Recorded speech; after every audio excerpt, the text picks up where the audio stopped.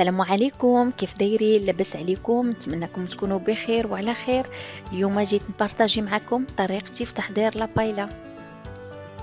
في المكونات هنا عندي الحوت، عندي لي كروفيت غريز هادو طريين، هنا عندي حوت مخلط وهادو في الحقيقة كونجلي، عندي الحامض، عندي فلافل، عندي فلفلة حمراء وصفراء، عندي بصيلة صغيرة مشلضة، جوج العواشق كبار ديال صلصة الطماطم، عندي حبة ديال خيزو مقطعة مكعبات صغيرة، عندي هنا قزبر ومعدنوس مدقوقين، عندي ورقة سيدنا موسى وثومة،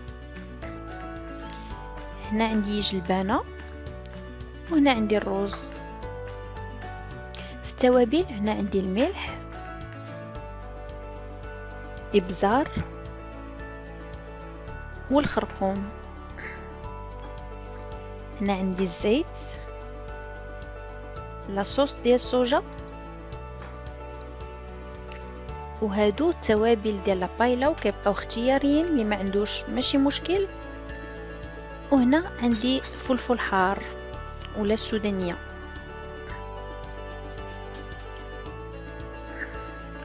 اول حاجه غادا نديرها غادا نوضع الزيت في المقلاة ديالي، الزيت الكافي اللي غادي يقدني للطياب. غندير لي كروفيت غريز ديالي تشحروا،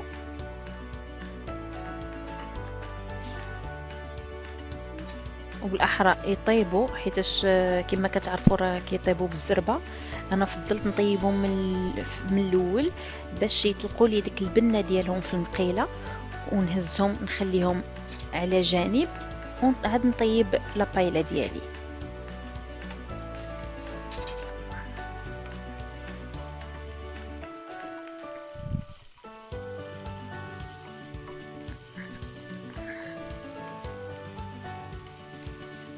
بهاد الطريقه لي كروفيت غريز كيطلقوا لكم البنه في المقيله.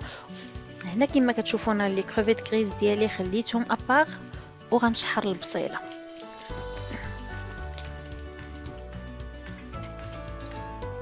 هنا كما كتشوفوا انا زدت الفلافل، فلفله حمراء وصفراء، انا ما درتش فلفله خضراء حيتاش كما كنعرفوا الفلفله الخضراء كتكون مجهده، وإلا درت الفلفله الخضراء غتغطي لي على المذاق ديال الحوايج الاخرين، غتغطي لي على المذاق ديال الحوت والتوابل الاخرين. من الاحسن ديروا فلفله خضر، فلفله حمراء باردون، وفلفله صفراء. هنا كما كتشوفوا زدت حبه ديال الجزر ولا خيزو، كنزيدو جلبانه،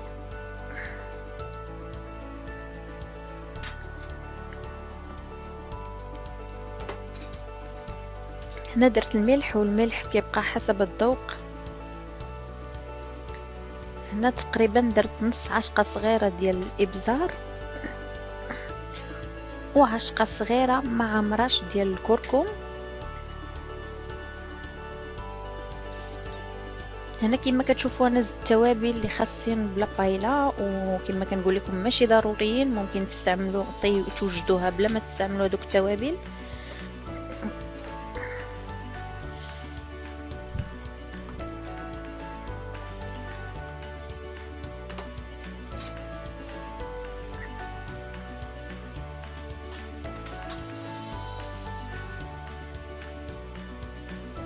هنا غنضيف نصف الكميه ديال القزبر ومعدنوس، والنص الاخر غنخليه للتزيين.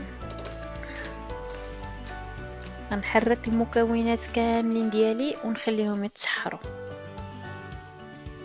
هنا كما كتشوفوا انا زدت جوج العواشق كبار ديال صلصه الطماطم،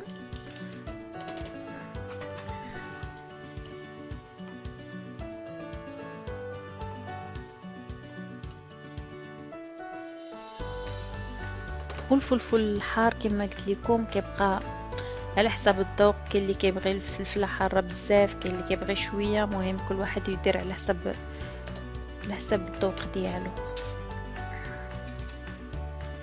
هنا انا زدت الحوت كما قلت لكم، هذا الحوت اللي عندي كونجلي، وغنحرك كل شيء ونخليهم يتشحروا على خضرهم.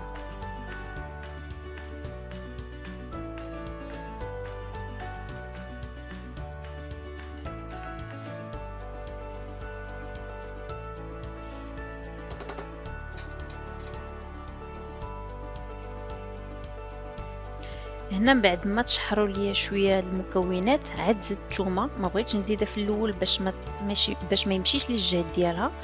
ودابا زدت الصوجه.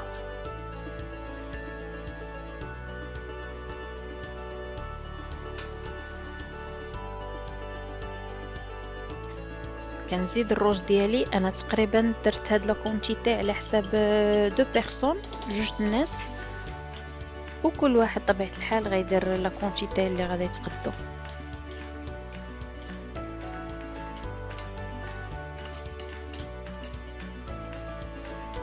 هنا زدت الوريقات ديال سيدنا موسى، وغادا نسقي الطنجره ديالي بالماء الكافي اللي غيطيب لي فيه كلشي. غنخلي كلشي يطيب على عافيه مهيله. ملي كنحس بالمكونات ديالي طابو، غادا نخويهم غادا نديرهم في الطاوه اللي غتدخل لي الفران. غنشعل الفران ديالي على 180 درجه الفوق والتحت، وغادا كما غتشوفوا في اخر الفيديو غادا ندير هادوك لي كروفيت اللي طيبت في الاول فوق الطبق ديالي، وغنخلي كل شيء يطيب وينشف على خاطرو. كما كتشوفوا هنا ها لا بايلا ديالي وجدات. انا الحامض نص الحامضه كما كتشوفوا زوقت به، والنص الاخر ملي طاب لي الروز ديالي عاد زدت نص عصير حامضه ودخلتهم الفران. كنتمنى فيديو اليوم يكون عجبكم، والى فيديو اخر ان شاء الله.